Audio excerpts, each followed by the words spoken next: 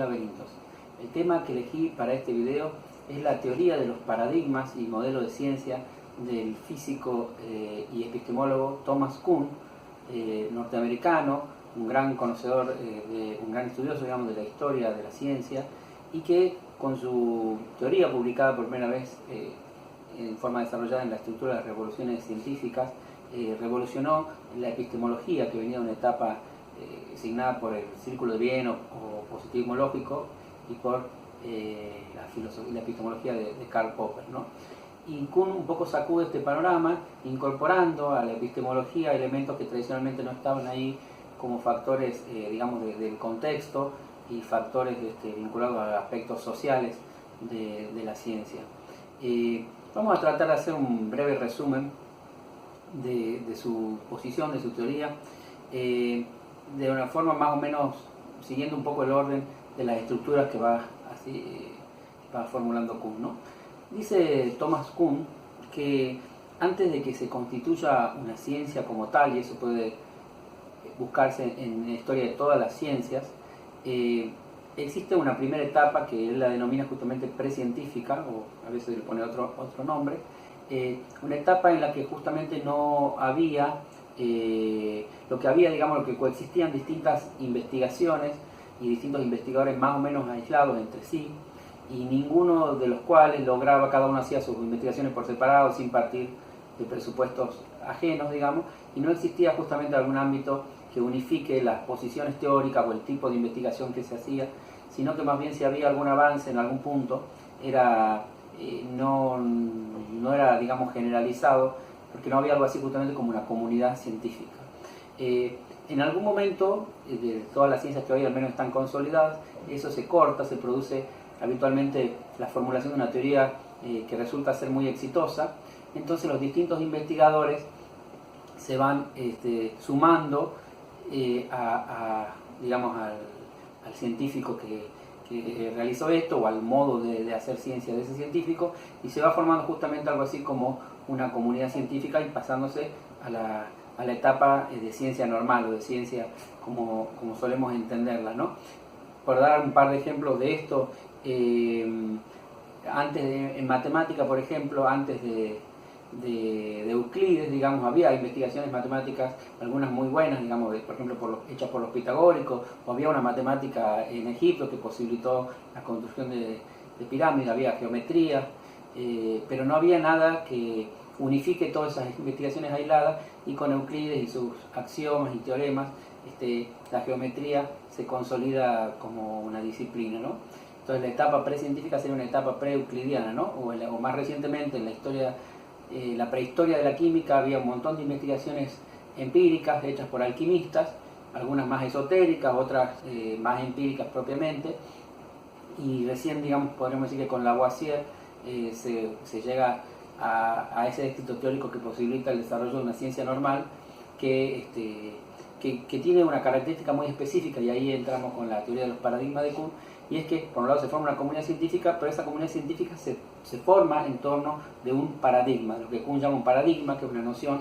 que después de Kuhn se utiliza prácticamente en todo. El mismo Kuhn no le gustó demasiado eso, se usa en política, es decir, se usa casi para decir cualquier cosa.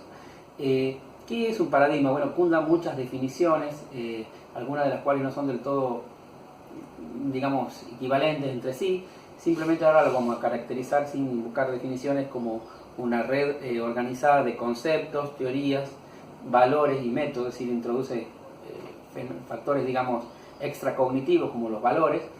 o métodos que dicen un poco qué hay que hacer, que organizan el campo de estudio de una comunidad científica, diciéndole un poco qué tiene que estudiar y cómo tiene que hacerlo, ¿no? Qué métodos o cómo tiene que ver la realidad. Supongamos en el paradigma newtoniano de la mecánica o de la física, por decir un elemento nomás, hay que matematizar la realidad física, ¿no? Es decir, si uno aspira a formular una ley, tiene que hacerlo de una forma cuantitativa, a diferencia del paradigma anterior, digamos, que podríamos situar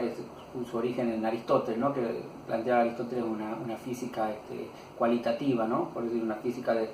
donde lo pesado atrae lo pesado, lo liviano atrae lo liviano, etc., y no había formulaciones matemáticas, ¿no? De ahí, de Newton en adelante, hacer física y hacer física a la Newton, ¿no? Habitualmente el paradigma también a veces definido como un modelo de ciencia en imitación, digamos, de aquel o de aquellos iniciadores de ese paradigma, ¿no? En el caso de Newton también habría que agregar a Galileo, Copérnico, etc., ¿no?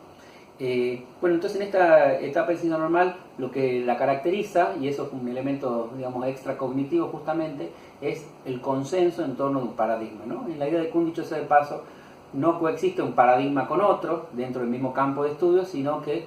hay un único paradigma dominante y hay alguna gente marginal a la comunidad científica que podrá decir otras cosas, pero que no es parte justamente de una comunidad científica ni de una etapa de ciencia normal, ¿no? Y eso algunos le van a criticar, van a plantear posiciones alternativas a la de Kuhn en este punto, ¿no?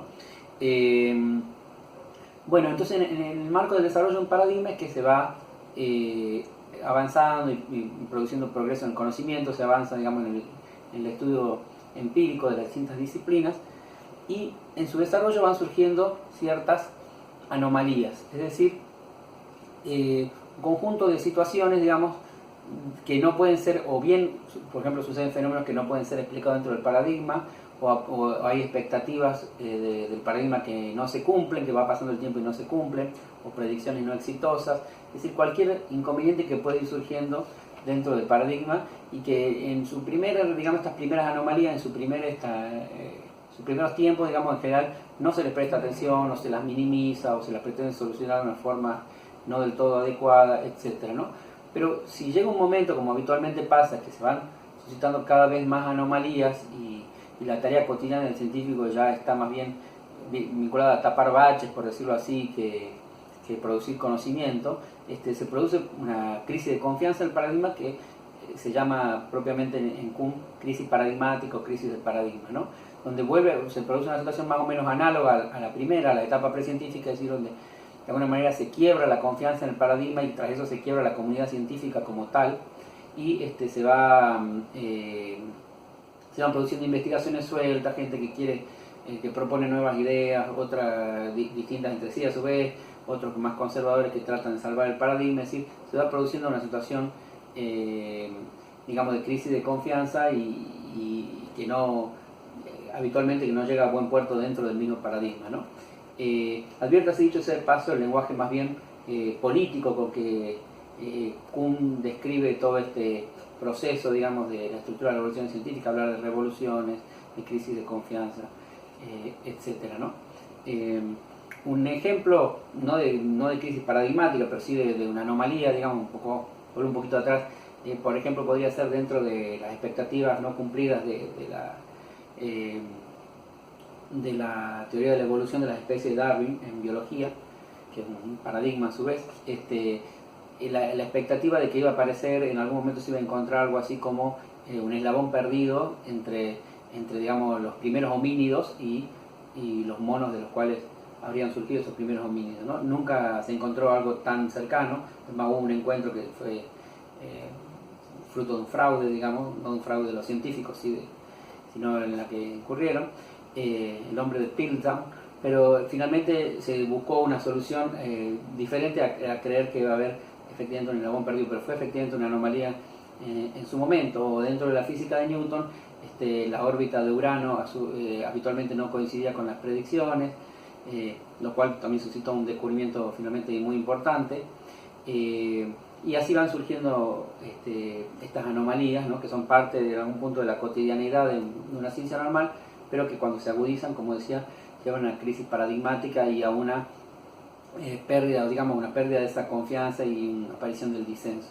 Finalmente, y de forma ideal, surge un nuevo éxito teórico, una nueva teoría, por ejemplo, surge para reemplazar a la anterior, lo cual, digamos, esta etapa se llama revolución científica, el nombre un poco la que le da nombre al libro famoso de Kuhn, ¿no? La estructura de las revoluciones científicas, y finalmente tras eso aparece una nueva ciencia, los científicos del paradigma anterior y los nuevos se convierten en ese nuevo paradigma, digamos, y surge una nueva etapa de ciencia normal, ¿no? Por dar un ejemplo de esto, podríamos decir en física, que es un poco complicado justo, pero qué sé yo, el paradigma, digamos, aristotélico, el paradigma newtoniano y después el paradigma einsteiniano, aunque en otras ramas de la física, como ustedes saben, no hay una teoría unificada y también hay otros, digamos, teorías que coexisten, como la mecánica cuántica junto con la de Einstein, ¿no? Dos elementos que quiero remarcar especialmente que han hecho importante la obra de Kuhn,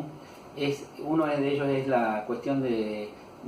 la afirmación de la inconmensurabilidad entre paradigmas. Es decir, la idea de que